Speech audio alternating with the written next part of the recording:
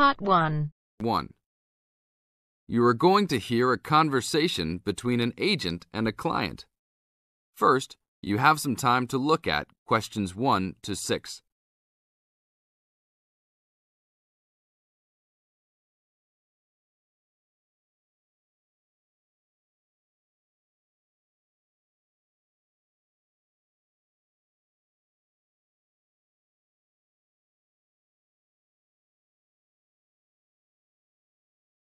Now listen to the tape and answer the questions.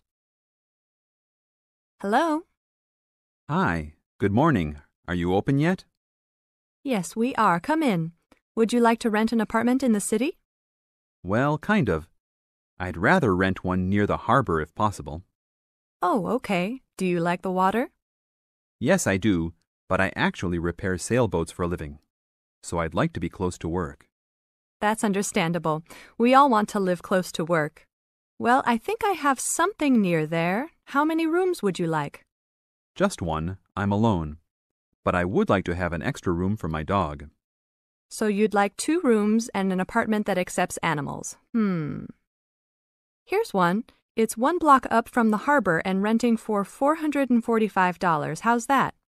That's perfect. Just what I was hoping to pay. What floor is it on? Floor? Oh, it's on the 12th floor. That's too high.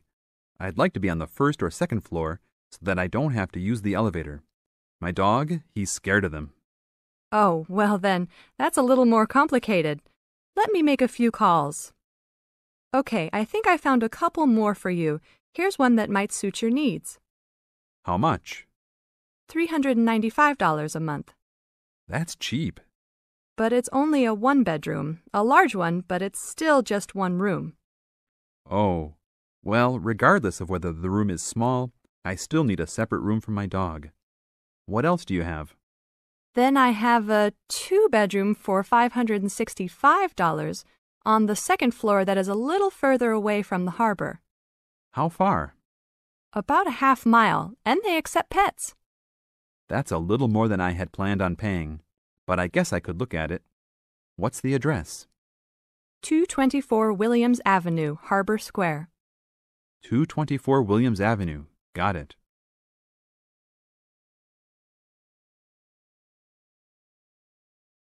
Now look at questions 7 to 10.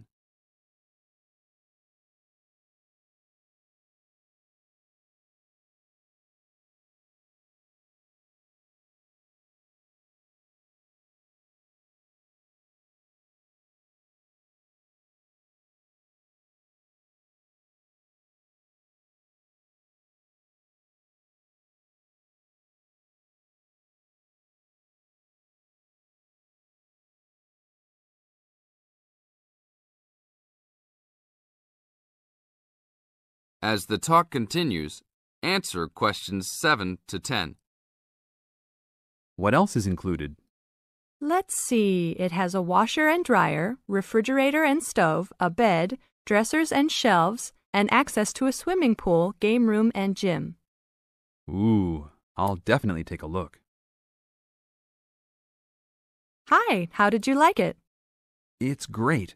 I love the amenities, but the bed and furniture are awfully dirty. Can they replace those before I move in? Sure, that shouldn't be a problem. Anything else? Yeah, I didn't see anywhere to park my car. Is there a parking lot in the basement? Yes, there is. Would you like to rent a space? No, I'd like that to be included in the rent. Oh, well, I'll see what I can do, but I can't guarantee that. Do you want to take it anyhow? If those 2 issues were solved, I would love to take it. That is the end of Part 1. You now have half a minute to check your answers.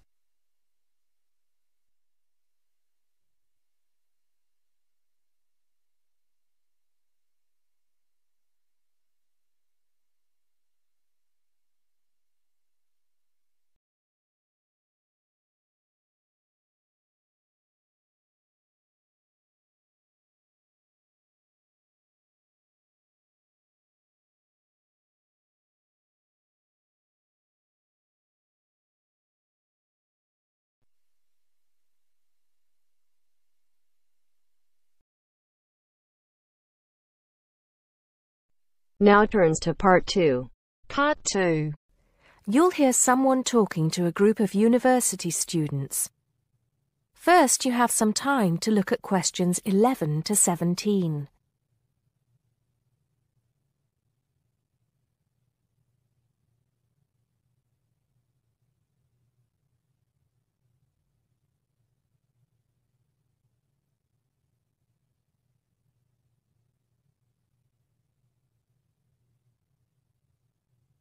Now listen carefully and answer questions 11 to 17.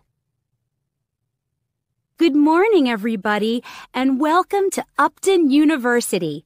I hope you are settling in and beginning to find your way around. I know how confusing it can be when you start life at university, and that's why we have Freshers Week to help you find your feet. Before I go any further, I should perhaps introduce myself. My name is Sally Jackson, and I am the Secretary of the Students' Union, which has organized this week of events for you. You will usually find me in the office on the first floor of this building when I'm not attending lectures. Anyway, down to business. Of course, there are a few things that you are obliged to get done during your first week here. But once you've opened a bank account, if you haven't got one already, seen your director of studies to discuss which courses you are going to take, and signed up with a doctor, there will be plenty of time left to enjoy the events we have arranged for the week. And have we got a lot lined up for you? Throughout the week from Monday to Friday, every morning starting at 10 a.m., there will be orientation and welfare events. These will include tours of the campus, which, as you have probably noticed, is the size of a small town with 9,000 residential students, as well as sessions on developing study skills.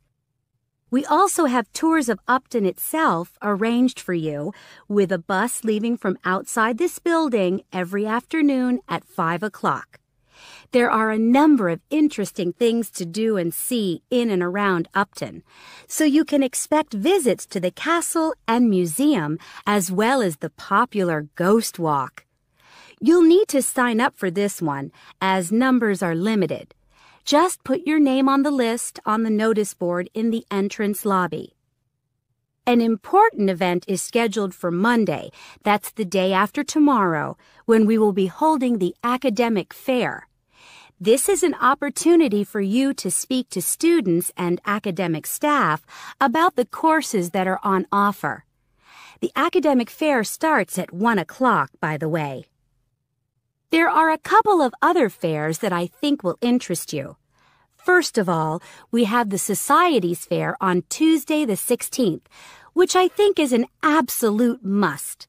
You might not believe it, but the university has over 150 societies and sports clubs you can sign up for, so you are sure to find something of interest to you. That also starts at 1 o'clock, and it will be here in the Union Building. Also in this building is the Trade Fair on Wednesday from 2 until 5 in the afternoon. This one might sound a bit strange because you will find a load of banks and other businesses here trying to get your custom. You will find plenty of bargains and, best of all, a lot of the businesses give away stuff for free. Before you hear the rest of the talk, you have some time to look at questions 18 to 20.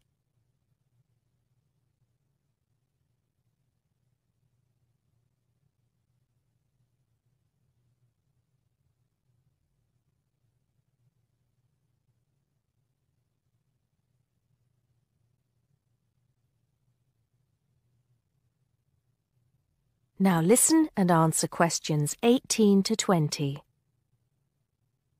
We've also got a great entertainment program lined up for you, starting tonight with our welcoming party.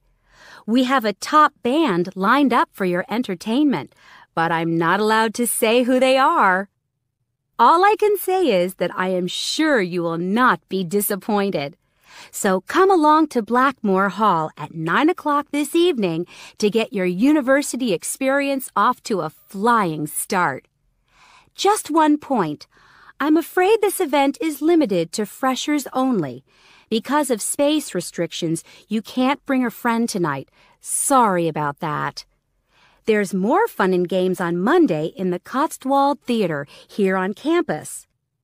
We have booked two of the cleverest comedians in the country, Paul Frazier and Jenny Brown, for a 3-hour show. Paul has assured us that he and Jenny have packed the show with new material, and as they always get rave reviews for their shows, I think we can look forward to an evening of great entertainment. That's in the Cotswold Theater on Monday evening at 7:30. Moving along a bit, on Thursday there is an important date for your diaries. This is the official Freshers Opening Ceremony, when the Dean welcomes you to Upton University. So remember, Thursday the 18th from 2:30 to 3:30 in Blackmore Hall. You certainly should go to this one, and by the way, light refreshments will be available. At the end of the week, on Saturday, you have the chance to dress up in your smartest evening wear for the official Freshers' Ball. Actually, although it's called a ball, it is quite a relaxed affair, so we are more than happy if you turn up wearing jeans and a t-shirt. The important thing is to relax and enjoy yourselves. Time and place are the same as for this evening's party. Blackmore Hall from 9 in the evening to 3 o'clock in the morning. Right. I think I've covered the most important and exciting events we have lined up for you, but there will be plenty of other things going on throughout the week, so remember to check the notice board in the entrance lobby regularly. Enjoy the rest of the day, and I look forward to meeting as many of you as possible this evening at the welcoming party. That is the end of part 2. You now have half a minute to check your answers.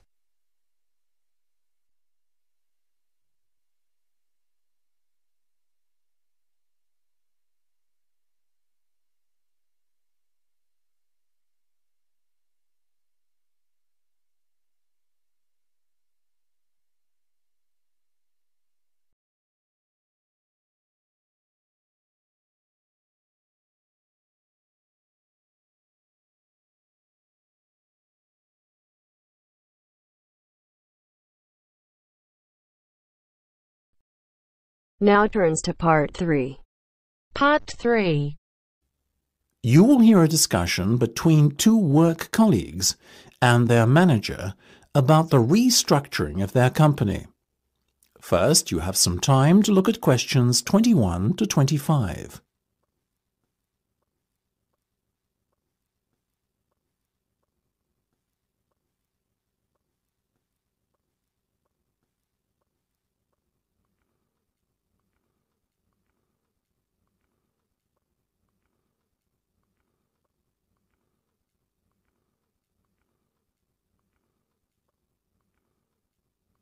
Now listen carefully and answer questions 21 to 25. Come in, both of you. I believe you wanted to talk to me about something, is that right? Yes. Basically, all the staff are concerned about what the restructuring of the company is going to mean for them. None more so than myself and Nam, as we are the newest members. As I said to all staff at the meeting last week, there's no cause for concern. There will be no compulsory redundancies. All redundancies will be on a voluntary basis. Yes, we understand that, but to tell the truth, we just want a little reassurance that our jobs are safe. Look, Anne and Penny, the company isn't going to be short-sighted and let its bright young minds go. Besides, we've already met our target for the number of voluntary redundancies we want to secure. In fact, there's a waiting list. You know as well as I do that the age profile of staff at this company needs to come down. A lot of our employees are close to retirement age and are just going through the motions until they can take their pensions. That's why we decided on this redundancy initiative. We want to encourage those that would be happy to leave to do so and employ younger, more motivated staff. I guess that makes us feel a little better, but we're also worried about the upcoming salary review. What will it mean for us? Given the fact that the company's motivation for this restructuring initiative is not to cut costs, you needn't be worried that there will be a negative effect on your salaries. We are running a very profitable business and we will reward our top performers in the upcoming review. Both of you fall into that category, so you can expect a healthy bonus and salary increase. Simple as that. That's good to know. Another thing on our minds was the fact that with all these voluntary redundancies happening in the next few months, there will be a lot of positions opening up higher in the company. What we were wondering is, will the recruitment drive be an internal or an external one? Obviously, we will recruit internally where possible. That has always been company policy. So, if you're asking me will there be opportunities to gain a promotion in the near future, then the answer is very definitely yes. The type of candidate we would be looking for has a proven track record and is performance-driven. How can we improve our chances of getting promoted then when the opportunity arises? Well, in the meantime, be prepared to take on additional responsibilities, especially those relating to the management of other members of staff. Obviously, the higher up you go in the company, the more involved you'll be in managing people. What the management team is looking for then is proof that you can work effectively with and manage other members of staff. Before you hear the rest of the discussion, you have some time to look at questions 26 to 30.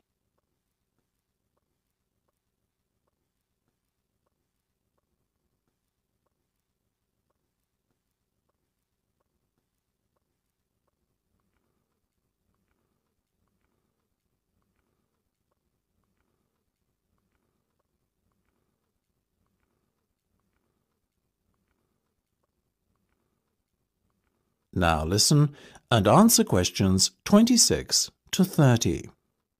One more thing. Go on. This project you've given us to manage, is it a test of our abilities? I guess you could say it is a test of sorts, but look at it more as a chance for you to prove yourselves. Actually, now that I have you both here in private, can we talk about that a bit? Of course. OK, Penny. Let's start with you. Has the timescale been agreed yet? Yes. You said we have a total of 8 weeks to bring the product to launch. So we've decided to allocate 3 weeks at the beginning to product research and prototype testing. Very good. Then after that, we are going to spend a further 3 weeks formulating our marketing strategy and doing some research and testing on a sample of the target market itself to get some feedback. And presumably the last 2 weeks will be devoted to the launch? Exactly. Now, let's talk estimated costs. Well, you've given us a total budget of £100,000. Of that, we're allocating 50% to product development and testing, a further 25% to marketing, and £25,000 will be spent on the launch. Penny, give me a breakdown of the launch costs, would you? Sure. £10,000 will be spent on hiring and decorating the venue, £10,000 will be spent on promotional work, and the remaining money will be used to pay for catering and administrative costs. I'm very happy with that, to be honest. As I said, you guys should stop worrying. You're doing a fantastic job, so keep it up.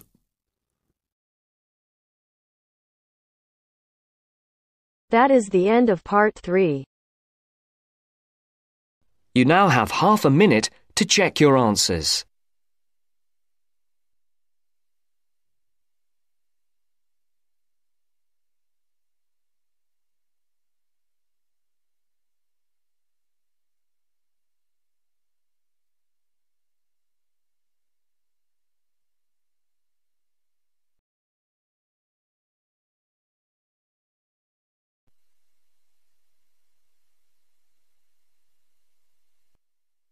Now turns to part 4. Part 4. You are going to hear a lecture about the geographic information about Australia. You now have some time to read questions 31 to 40.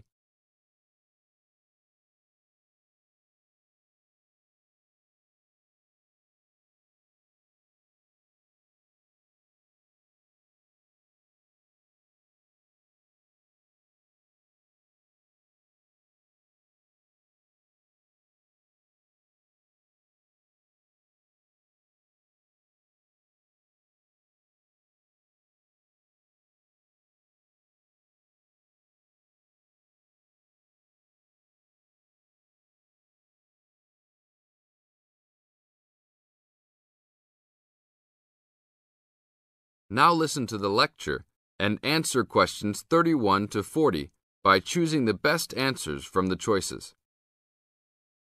Good morning, everybody.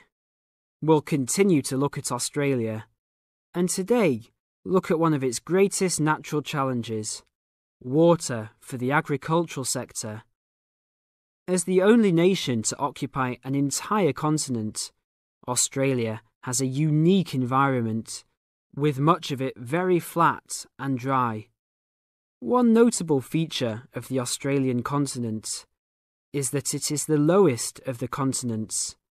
The average elevation is less than 300 metres, compared with the world's mean of 700 metres, and its highest mountain is only 2,228 metres, so it is overall a very flat country.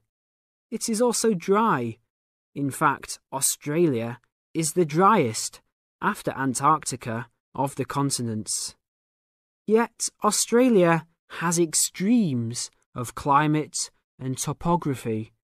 There are rainforests and vast plains in the north, snowfields in the southeast, deserts in the centre, and fertile croplands in the east, south, and southwest.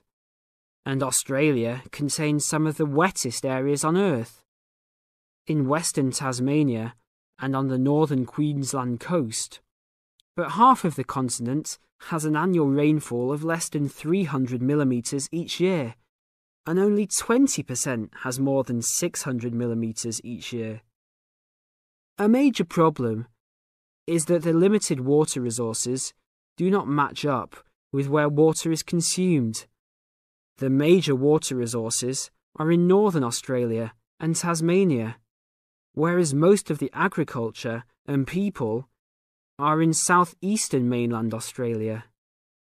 The agricultural sector is the largest consumer of both self-extracted and main-supplied water, using over 70% of total net water consumption. Electricity and gas supply, and water, sewerage and drainage services use notable amounts of self-extracted water. However, net consumption in the household sector is the lowest, just 8% of total net water used. Australia's water use increased by 25% over the decade between the mid-1980s and mid-1990s. Much of this increase was due to irrigated agriculture, which, as noted earlier, accounts for over 70% of national water demand. Since the mid-1990s, the growth and profitability of irrigated agriculture has outstripped the dryland agriculture sector. Irrigated commodities contributed almost a third of total farm exports in the mid-1990s.